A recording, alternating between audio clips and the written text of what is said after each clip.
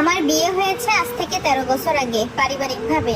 বিয়ের ঠিক পরের দিনই জানতে পারি আমার হাজবেন্ডের সাথে একজনের বিয়ের কথা হয়েছিল, কিন্তু বিয়েটা কোনো একটা ছোট্ট কারণে হয়নি। আস্তে আস্তে দেখি যে মেয়েটার সাথে ওর বিয়ের কথা হয়েছিল সেই মেয়েটা ওকে প্রতিদিন কল মেসেজ দিচ্ছে। তখন বুঝতে পারি তাদের মধ্যে প্রেমও হয়েছিল। আমি যখন আমার হাজবেন্ডকে বললাম ওই মেয়েটা কেন তোমাকে মেসেজ দেয়, কল দেয়, তখন আমার হাজবেন্ড উত্তরে বলল আমি ওই মেয়েকে বলেই দিয়েছি আমার বিয়ে হয়ে গেছে। কিন্তু বিয়ের 7 মাস অতিক্রম হওয়ার পরেও দেখি ঠিক একইভাবে আমার হাজবেন্ডের ফোনে মেসেজ আসে, কল আসে। এসব দেখার পর আমি ওই মেয়ের নাম্বারটা লুকিয়ে নিয়ে তাকে ভদ্র ভাষায় কল দিয়ে জানিয়ে দিলাম সে যেন আর বিরক্ত না করে। বিশ্বাস করেন ওই মেয়েটার যোগাযোগ করেনি। আমি ব্যাপারটা মেনে নিয়েই চলতে থাকি। কিন্তু খেয়াল করে দেখি বিয়ের পরে আমার হাজবেন্ড আমার সাথে তেমন রোমান্টিক না। আমার প্রতি বরাবরই তার ফিলিংস কম। বিয়ের পর যদি আমি নিজ থেকে কোথাও যেতে না চাইতাম সে কোথাও আমাকে নিজের ইচ্ছায় নিয়ে যেত না। এই 13 বছরে সে শুধু একবার আমায় কক্সবাজার নিয়ে গিয়েছিল। ভরণ পোষণ কিছুই দিত না, কারণ আমি জব করতাম। তার একটা বাজে অভ্যাস ছিল, কোনো কারণ ছাড়াই মাঝে মাঝে কথা বলা বন্ধ করে দিত। আর তার সাথে দুর্ব্যবহার তো আছেই। যাই হোক, এসব অসহ্য যন্ত্রণা সহ্য করেই আমি তার সাথে ছিলাম, কারণ বিয়ের 1 বছরের মধ্যে আমাদের একটা বেবি হয়ে যায়। যাই হোক, সব কাহিনী বলতে গেলে এখন বিশাল একটা বই লেখা হয়ে যাবে, যার প্রতিটা পাতায় শুধু আমাকে দেওয়া অসহ্য রকমের মানসিক যন্ত্রণা আর অবহেলা ছাড়া কিছুই পাবেন না। আমি এখন জব করি না, আর আমাদের এখন 2টা বেবি। ঠিক 2 বছর আগে ঘটনাক্রমে ওর ফেসবুক মেসেঞ্জারে তার সেই আগের গার্লফ্রেন্ড, মানে যার সাথে বিয়ে হওয়ার কথা ছিল, তার সাথে কিছু ঘনিষ্ঠ মেসেজ আমি দেখিয়ে ফেলি, যেগুলো আসলে মুখে বলাও সম্ভব না। আমি তাদের এসব কথাবার্তা সহ্য করতে না পেরে সাথে সাথে মেয়েটাকে কল দিই। মেয়েটা আমার কাছে মাফ চায় এবং অনুতপ্ত বোধ করে এবং বলে আমার হাজবেন্ড সবসময় তাকে নক করে, কিন্তু আমার স্বামী ব্যাপারটা খুব স্বাভাবিক ভাবে নেয়। মেয়েটা আরো জানায় বিগত কয়েক বছর ধরে তাদের সাথে যোগাযোগ হচ্ছে, তাও আমার বাবা যখন মারা গিয়েছিল সেই সময় থেকে। আমি তখন খুব ভেঙে পড়েছিলাম, আর এই সুযোগটাই আমার হাজবেন্ড তখন কাজে লাগিয়েছে। আমার হাজবেন্ড নাকি তাকে পাগলের মতো ভালোবাসে, তাই মাঝে মধ্যেই তাকে নক করে। কথা বলা ছাড়া সে থাকতে পারে না। এরকম হাজারো কথা, হাজারো উদাহরণ মেয়েটা আমাকে দিল। আর এসব কেন করেছো এই কথা আমি আমার হাজবেন্ডকে জিজ্ঞাসা করায় সে আমাকে উল্টো জোর গলায় বলে আমি কেন তার হয়ে সাফাইগিরি করতেছি, তার যা ইচ্ছা তাই করবে, সে কাউকে মানে না, এমনকি তার বাবা মাকেও না। আর বলে পোষালে থাকো,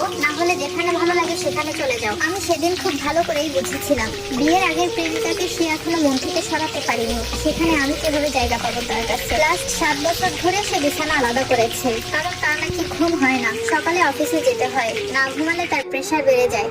তার পরিচিত সবাই নাকি আলাদা ঘুমায়। আমার বাবা নেই, আমি এখন জব করি না, তার উপর আমার ছোট 2টা বাচ্চা।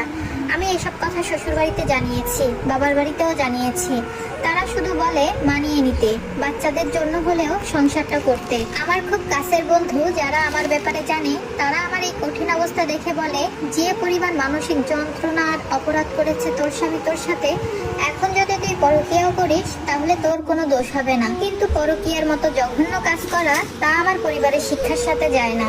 আর এভাবেই এত মানসিক অত্যাচারের ভেতর দিয়ে আমি 13টা বছর কাটিয়েছি। কিন্তু আজকাল আর আমি এসব নিতে পারতেছি না। কথায় কথায় দোষ ধরে, তার কথার উপরে কোনো কথা বলা যাবে না, এসব আমার সহ্যের বাইরে চলে গেছে। সেদিন তার মুখের উপর একটা কথা বলাতে সে আমার ছোট বাচ্চাটার সামনেই আমাকে মেরে ফেলতে এসেছিল।